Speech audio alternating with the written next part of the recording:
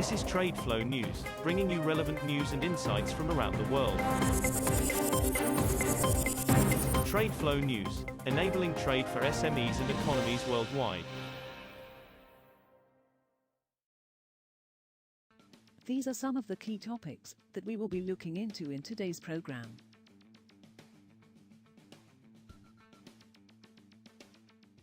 First, let's take a look at the overnight headlines which are impacting the commodity markets.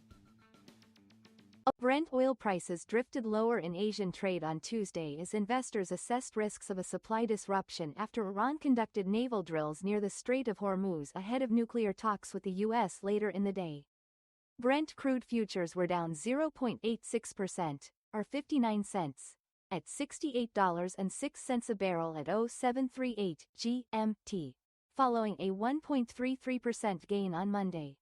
U.S. West Texas Intermediate crude was at $63.21 a barrel, up 32 cents, or 0.51%, but the move included all of Monday's price action as the contract did not have a settlement that day due to the President's Day holiday in the U.S.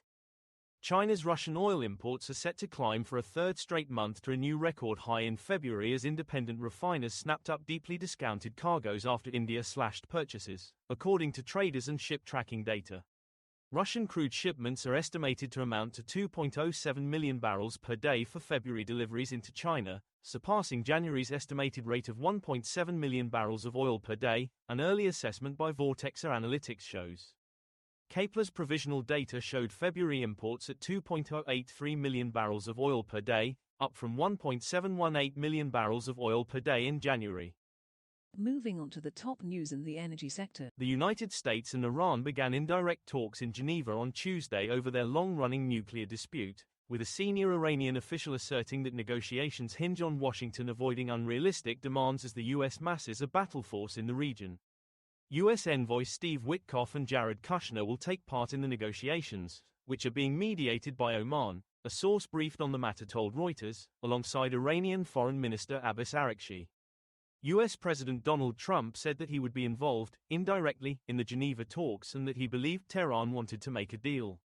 President Donald Trump denounced a clean energy agreement between the United Kingdom and California Governor Gavin Newsom hours after it was signed on Monday, Politico reported.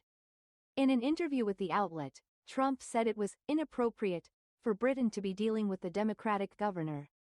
Trump, a Republican, also branded Newsom a loser, saying, "His state has gone to hell, and his environmental work is a disaster." Newsom is an outspoken Trump critic and has publicly mulled seeking the Democratic presidential nomination in 2028.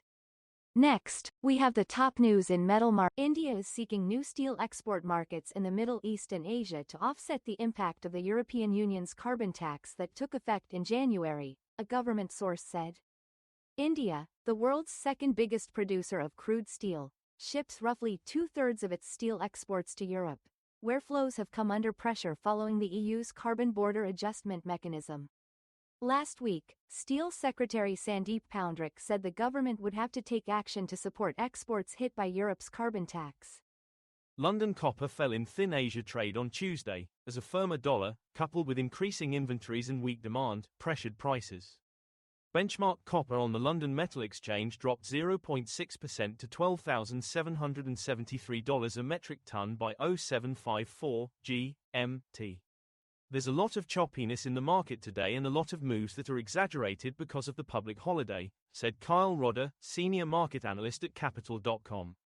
We will now look at the top news in the agricultural sector. Chicago wheat lost more ground on Tuesday due to concerns about additional supplies, after a larger-than-expected crop forecast for Russia and India's move to allow exports.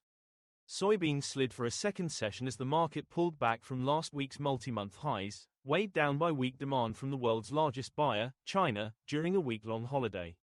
The most active wheat contract on the Chicago Board of Trade lost 1.4% to $5.41 a bushel, as of 0312 GMT, and corn slid 0.6% to $4.29 a bushel. That is all for today's news on commodity markets.